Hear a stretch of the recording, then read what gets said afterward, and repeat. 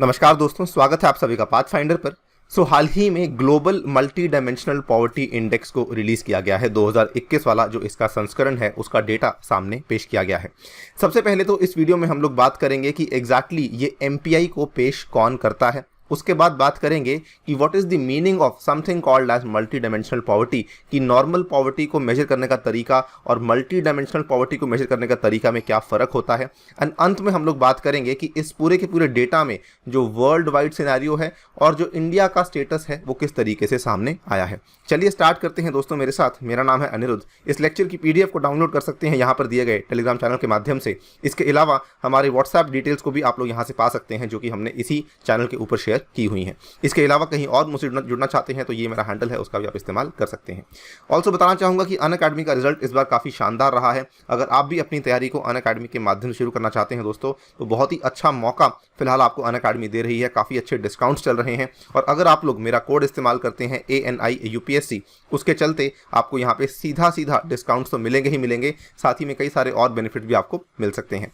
एक नया यहाँ पर ऑफर अनअकैडमी लेकर आया है, जिसमें कि आपके लिए 9 मंथ्स का कॉम्बो लाया गया है to crack the UPSC prelims 2022, जिसमें कि 28% का डिस्काउंट आपको दिया जा रहा है। That is more than 25% discount, और इसमें भी आपको 10% का एक्स्ट्रा डिस्काउंट मिलेगा अगर आप लोग मेरा कोड यूज करते हैं ANI UPSC। इतना ही नहीं, ये सारे के सारे बेनिफिट्स भी आपको दिए जाएंगे। मेरी पर्सनल गाइडेंस, व्हाट्सएप ग्रुप में आपको एडिशन एंड 20 बुक्स भी आपके घर तक पहुंचाई जाएंगी अगर आप लोग कोई भी कॉम्बो यहाँ पे परचेज करते हैं तो।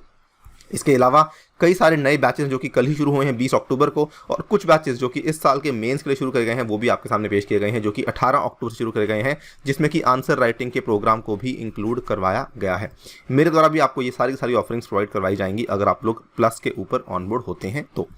ऑल राइट, सबसे पहले बात करते हैं कि मल्टी डायमेंशनल पॉवर्टी इंडेक्स को रिलीज कौन करता है। दोस्तों, इसको रिलीज करने वाले जो संस्थान है, बेसिकली कुल मिला के ये एक जॉइंट पार्टनरशिप में रिलीज किया जाता है by the UNDP and the Oxford poverty and human development initiative. UNDP OPHI ये दोनों के दोनों मिलकर के इन्होंने पहली बार इस पर्टिकुलर सूचकांक को लॉन्च किया था। 2010 की बात है। तब से लेकर अब तक ये हर साल रिलीज किया जा रहा है।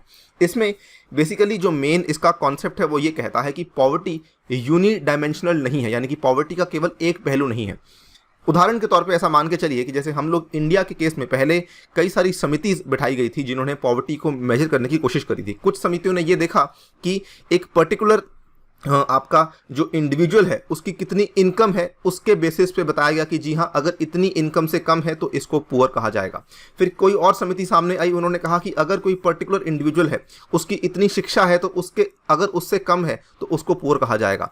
या मान लीजिए कि कोई इंडिविजुअल है जो कि एक दिन में इतनी कैलोरीज कंज्यूम कर रहा है, अगर वो उससे कम कैलोरीज कंज्यूम कर रहा है तो उसको पुअर कहा जाएगा। लेकिन एमपीआई बेसिकली ये कहता है कि पॉवर्टी का केवल एक पहलू नहीं हो सकता है, यानी कि it not just depends on income and one individual may lack several basic needs such as education या फिर health। और इसीलिए ये कह रहे हैं कि गरीबी जो है वो असल में मल्टी डायमेंशनल होती है, यानी कि उसके कई सारे पहलू होते हैं जिसको कि हम लोग केवल एक पैरामीटर के ऊपर मेजर नहीं कर सकते हैं। क्योंकि ये इस चीज़ को मानता है कि पॉवर्टी मल्टी डायमेंशनल होती है, इसीलिए अपने सूचकांक को बनाने के लिए इन्होंने लिए हैं कुल मिला के 3 बड़े बड़े डायमेंशंस, और उन तीनों डायमेंशंस के तहत इन्होंने कुल मिला के लिए हैं 10 छोटे छोटे इंडिकेटर्स। ये 3 बड़े डायमेंशंस क्या हैं? नंबर 1 पे आता है हेल्थ, नंबर 2 पे आता है एजुकेशन, नंबर 3 पे आपका आता है स्टैंडर्ड ऑफ लिविंग। दोस्तों, एजुकेशन के अंदर इन्होंने फिर से 2 इंडिकेटर्स लिए हैं, years of schooling and child enrolment. Health के अंदर लिया है चाइल्ड मोर्टालिटी एंड न्यूट्रिशन, और स्टैंडर्ड ऑफ लिविंग के अंदर इन्होंने काफ़ी सारे पहलुओं को कवर किया है। फॉर एग्जांपल, बिजली, आपके घर पे फ्लोरिंग कैसी है, drinking water, sanitation, cooking fuel and acids. अब ध्यान से देखिएगा कि कुल मिला के इन्होंने इन तीनों के तीनों जो आपके पैरामीटर्स हैं इनको 1/3 का वेटेज दिया है, और आगे जाकर के जो इनके सब पैरामीटर्स हैं, जो इनके 10 इंडिकेटर्स हैं, इनको अकॉर्डिंगली यहाँ पर वेटेज दी गई है। ये देखिए 1/6 weightage has been given to each, 1/6 weightage has been given to each and 1/18 weightage has been given to each over here.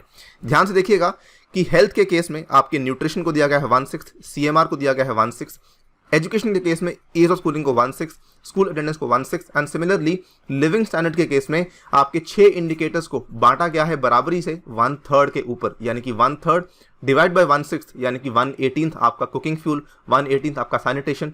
इसी तरीके से आपकी पूरी की पूरी यहाँ पे इंडिकेटर्स को बांटा गया है। ये कुल मिला के 3 आपके डायमेंशंस ऑफ पॉवर्टी हैं, और ये कुल मिला के 10 आपके इंडिकेटर्स हैं जो कि आपको एमपीआई में कवर करवाए जाते हैं। नाउ इंडेक्स फिर इस चीज को मेजर क्या करता है अल्टीमेटली? देखिए, इंडेक्स कुल मिला के दो चीजों को मेजर करता है। पहली बात तो ये देखता है कि असल में आपका प्रोपोर्शन ऑफ पुअर लोग जो हैं वो कितने हैं, और दूसरे नंबर पर मेजर करता है कि average number of deprivation each poor person experiences. यानी कि मान लीजिए कि एक पर्टिकुलर स्टेट में या फिर एक पर्टिकुलर कंट्री में कुल मिला के रहते हैं 100 लोग, और इंडेक्स ने ये बोल दिया कि यहाँ पे 10 लोग ऐसे हैं जो कि बेसिकली पुअर हैं, जो कि इन 3 डायमेंशन ऑफ पॉवर्टी के अनुसार पुअर हैं। उसके बाद वो ये भी बताएंगे कि इन 10 लोगों में से ये वाले जो 10 इंडिकेटर्स का आधार है, इसके बेसिस पर कौन सा इंसान इसमें पुअर है, कौन सा इंसान इसमें पुअर है, कौन सा इंसान इसमें पुअर है, कौन सा इसमें पुअर है, कौन सा इसमें, कौन सा इसमें। यानी कि जो इंडिकेटर्स यहाँ पे चुने गए हैं उसके बेसिस पर भी आपको इंडिविजुअली बताया जाता है कि कौन सा इंसान हेल्थ वाइज पुअर है, कौन सा इंसान एजुकेशन वाइज पुअर है, और कौन सा इंसान लिविंग स्टैंडर्ड के तौर पर पुअर है। तो इसीलिए ये वाला सूचकांक काफ़ी ज़्यादा कॉम्प्रिहेंसिव भी माना जाता है। Now who is poor as per MPI? दोस्तों, ये वाला जो इंडेक्स है एक इंसान को तब यहाँ पे पुअर डिक्लेयर करेगा अगर if he or she is deprived in 1/3 or more, means 33% or more of the weighted indicators out of the 10 indicators। यानी कि 10 जो यहाँ पे इंडिकेटर्स चूज किए गए हैं, अगर उसमें से 3 से भी ज़्यादा, 1/3 या उससे भी ज़्यादा ये उसमें पुअर है, उस केस में उस इंसान को मल्टी डायमेंशनली पुअर डिक्लेयर किया जाएगा। Those who are deprived in 1/2 or more of the weighted indicators are considered living in extreme multidimensional poverty। यानी कि एक तो आपका नॉर्मल पुअर होगा और एक आपका एक्सट्रीम पुअर होगा। अगर 50% से भी ज़्यादा आपके इंडिकेटर्स में आपको डेप्रीवेशन है, उस केस में आपकी पॉवर्टी का स्तर काफ़ी ज़्यादा है।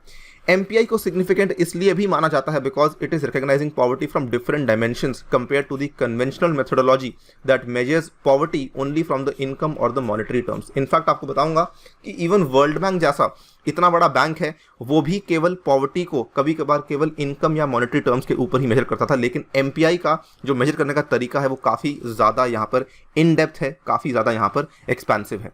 नाउ बात करते हैं कि जो नया डेटा सामने आया है, जो वैश्विक डेटा सामने आया है दोस्तों, लगभग 7.5 पौने 8 बिलियन लोग जो पूरी की पूरी धरती पे रहते हैं, उसमें से इन्होंने कहा है कि 1.3 billion people are extremely poor, are multi dimensionally poor, जिसमें से अप्रॉक्सीमेटली हाफ लोग, यानी कि 1.3 में से अप्रॉक्सीमेटली हाफ लोग बच्चे हैं अंडर द एज ऑफ 18, यानी कि चिल्ड्रन में जो पॉवर्टी का रेशियो है वो काफ़ी ज़्यादा है।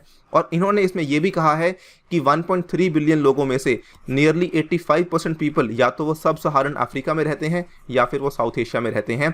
सब सहारन अफ्रीका में 550 मिलियन, साउथ एशिया में 532 मिलियन, यानी कि आप देख लीजिए 1.3 में से अप्रॉक्सीमेटली 1.1 बिलियन लोग तो आपके केवल इन 2 क्षेत्रों में ही पाए जा रहे हैं। इसके अलावा इन्होंने एजुकेशन और हेल्थ और लिविंग स्टैंडर्ड को लेकर भी कुछ डेटा सामने पेश किया है। इन्होंने कहा है कि world wide about 2/3 of multi dimensionally poor people they are living in households जहाँ पे कोई भी वुमेन या फिर किसी भी गर्ल ने अपनी 6 साल की स्कूलिंग को पूरा नहीं किया है। और इसमें से अगर आप देख लीजिए कि world wide about 2/3 of multi dimensionally poor people, यानी कि जो 1.3 बिलियन में से 836 मिलियन घर ऐसे हैं जहाँ पर महिलाओं के पास 6 साल की स्कूलिंग अवेलेबल नहीं है। और इन 836 मिलियन में से 227 मिलियन जो हाउस होल्ड्स हैं वो बेसिकली केवल इंडिया में ही पाए जा रहे हैं। इन्होंने ये भी कहा है कि जो यहाँ पर महिलाएं और लड़कियां जिनकी एजुकेशन पूरी नहीं हुई है, इनके घरों में इंटीमेट पार्टनर वायलेंस, यानी कि जिसको कि हम डोमेस्टिक वायलेंस बोल देते हैं, इनके लिए ज़्यादा बड़ी चुनौती बन चुकी है बिकॉज इनके पास यहाँ पे शिक्षा की कमी है। इसके अलावा लिविंग स्टैंडर्ड की बात करते हैं तो approximately 1 billion people are expose to solid cooking fuels, another 1 billion live with inadequate sanitation and another billion have substandard housing. यानी कि लिविंग स्टैंडर्ड के केस में जो आंकड़े हैं वो काफ़ी ज़्यादा खराब हैं।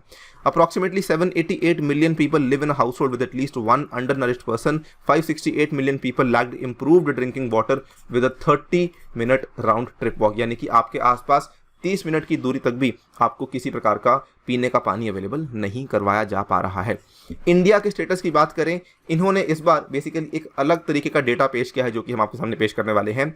इन्होंने बेसिकली ये दिखाया है कि भारत के अंदर जो इंसिडेंस और इंटेंसिटी ऑफ पॉवर्टी है, यानी कि आंकड़े और उसका जो परसेंटेज है ऑफ मल्टी डायमेंशनल पॉवर्टी, ये among the caste and tribes काफ़ी ज़्यादा है। इनके जो आंकड़े आपके सामने हम लोग पेश कर रहे हैं, इन्होंने कहा है कि 5 out of 6 multi dimensionally poor people are from the lower tribes और the caste, 9.4% of the scheduled tribes groups live in multidimensional poverty, 33.5% of the scheduled caste groups live in multidimensional poverty and 27.2% of the OBC groups live in multidimensional poverty। साथ ही में ये भी कहा है कि भारत में close to 12% of population lives in the female headed households। ये पूरी की पूरी कहानी MPI के द्वारा पेश करी गई है। आप कहीं पर भी इसका इस्तेमाल सीधा सीधा कर सकते हैं ये कहते हुए कि एज पर MPI 2021 ये डेटा हम आपके सामने पेश कर रहे हैं, जिससे आपके आंसर को काफ़ी और ज़्यादा वेटेज मिल सकती है। तो ये डेटा था जो कि हमें आपके सामने पेश करना था। अगर कुछ और आप ऐड करना चाहते हैं तो ऐड कर सकते हैं। बताना चाहूँगा कि ये जो डेटा है ये केवल इनफैक्ट इंडिया के लिए ही वैलिड नहीं है। MPI का इस बार का जो रेवलेशन है उन्होंने ये कहा है कि there are stark inequalities among the ethnic groups, यानी कि उन्होंने कहा है कि जो असमानताएं हैं वो एथनिक ग्रुप्स के कंपैरिजन में नॉर्मल ग्रुप्स में काफ़ी ज़्यादा बढ़ चुकी हैं, यानी कि एथनिक ग्रुप्स ज़्यादा यहाँ पे बैकवर्ड फील कर रहे हैं, ज़्यादा यहाँ पर इनको डेप्रीवेशंस महसूस करनी पड़ रही हैं। तो ये कहानी केवल इंडिया के लिए ही वैलिड नहीं है, ये कहानी इन्होंने दुनिया भर में जाके चेक करी है, वहाँ पे इनको पता लगा है कि ये दिक्कतें एथनिक ग्रुप्स में थोड़ी सी ज़्यादा हैं। फिलहाल के लिए वीडियो में इतना ही। कुछ और आप ऐड करना चाहते हैं हमें कमेंट सेक्शन में दे सकते हैं सजेशन, हम उसको नेक्स्ट वीडियो में ऐड कर देंगे। जाने से पहले बताना चाहूँगा कि अगर आप लोग अनअकैडमी का UPSC मेगा कॉम्बैट में हिस्सा लेना चाहते हैं दोस्तों, बिल्कुल भी इसको भूलना नहीं है आपको। You have to use the enrolment code अनि UPSC, और इसमें केवल अगर आप पार्टिसिपेट भी करते हैं तब भी आपको 15% का एक्स्ट्रा डिस्काउंट दिया जाएगा बाय द अनअकैडमी टीम। इसके अलावा हमारी फ्री टेस्ट सीरीज भी चल रही है, उसमें भी आप लोग आगे हिस्सा ले सकते हैं। Thank you for listening, stay tuned and stay safe.